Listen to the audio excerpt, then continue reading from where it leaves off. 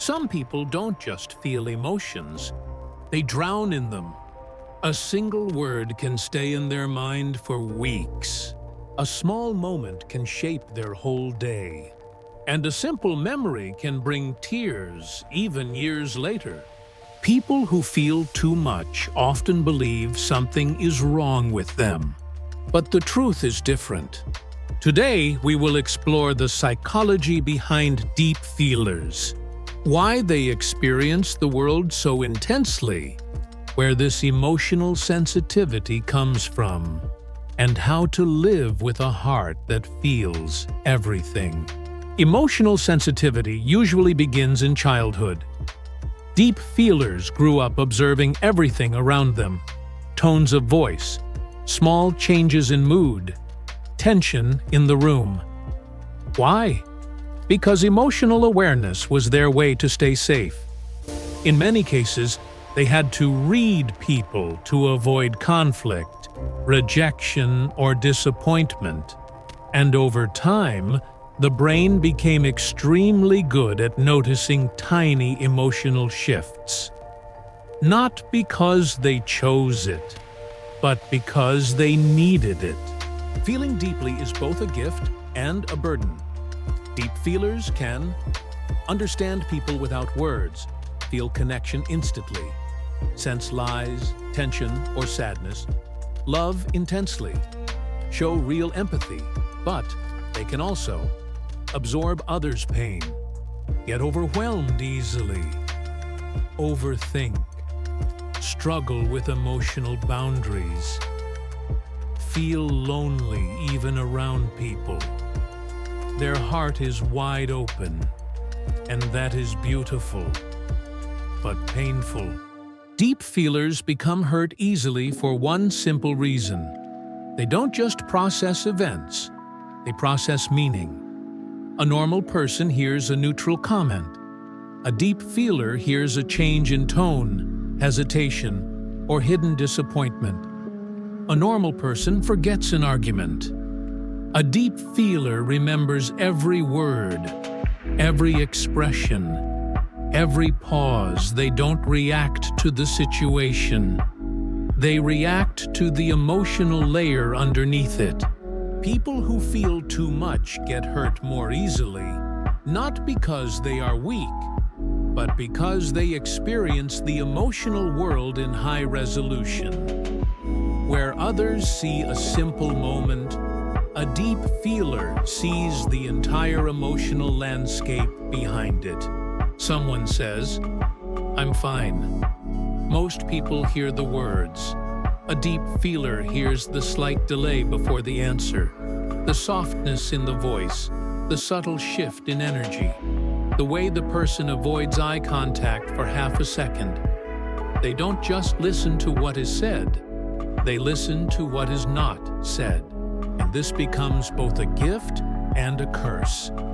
Because deep feelers notice emotional changes before anyone speaks them out loud.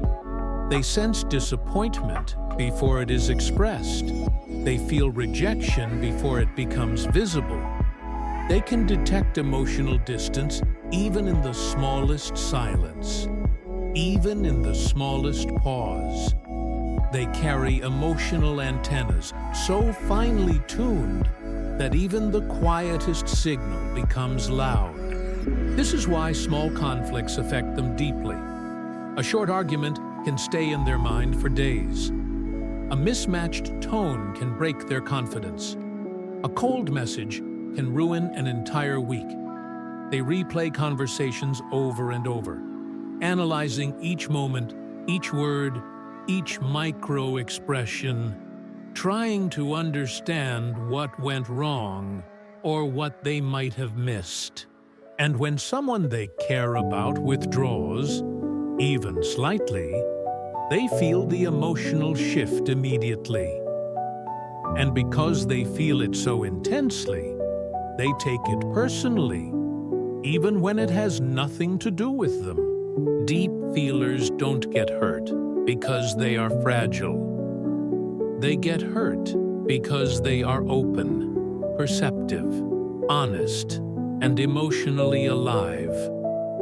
Their heart has no armor. And that is what makes them beautiful and vulnerable. Living with deep feelings does not mean suppressing them, ignoring them, or pretending they don't exist. It means learning how to hold your heart gently, without letting the world break it. People who feel too much often believe their sensitivity is a weakness, something to hide, control, or apologize for. But emotional intensity is not a flaw. It is a powerful form of awareness. It is a way of experiencing life more fully than most people ever will. Still, to live with a sensitive heart, you need tools. Not to shut your emotions down, but to guide them so they don't drown you. And the first tool is boundaries. Deep feelers must learn that not everyone deserves access to their inner world. You cannot carry the emotions of every person you meet. You cannot heal everyone.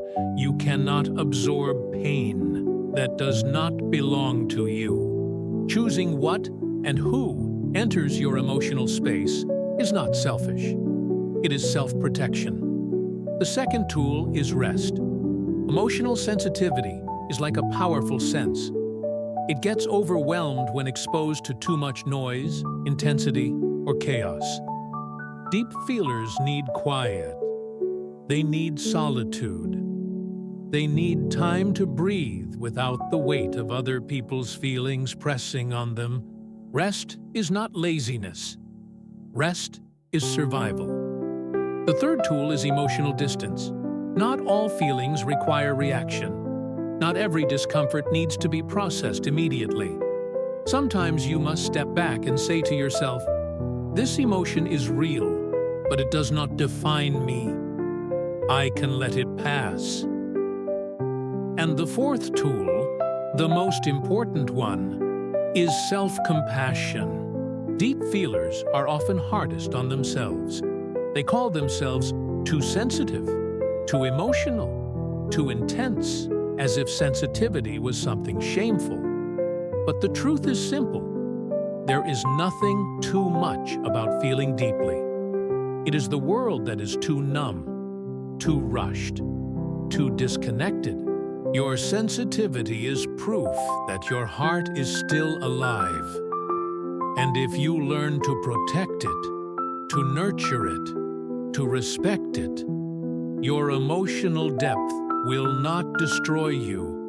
It will guide you. In a world that moves too fast, where people rush through their days without stopping to truly feel, those who carry deep emotions often believe they are out of place. They wonder why they react so strongly, why their heart trembles at things others overlook, why silence feels heavy, and why a small shift in someone's mood can sit inside them for hours. But the truth is simple. Feeling deeply is not a weakness. It is a form of awareness, a form of intelligence, a form of life that many people have lost. Most people move through the world half asleep, numb to the beauty and pain around them. But you are awake. You notice what others ignore. You sense what others cannot name. You understand people not through logic, but through feeling. And while it may hurt, it is also what makes you human in the truest, most honest way. Yes, you may get hurt easily. You may carry emotions longer than you wish. You may break faster, fall deeper, and love harder. But you also heal deeper, grow stronger, and see life with a clarity others never experience. Deep feelers are not fragile. They are simply unarmored in a world full of shields. They walk through life with their heart exposed, and that takes more courage than anyone realizes. So if you feel misunderstood, remember this. You are not too much. You are not dramatic. You are not overly emotional. You are simply connected to your inner world in a way that is rare. And rare things are often misunderstood. Honor your sensitivity. Protect your peace. Surround yourself with people who understand your depth instead of fearing it. Give your heart space to breathe, to rest, and to learn its own rhythm. And when the world feels heavy, pause. Place your hand on your chest. Feel your heartbeat. Feel the life inside you. And remind yourself, I feel deeply because I am alive. And because I am alive, I will not apologize for my heart. One day, you will look back and realize that your sensitivity wasn't a burden.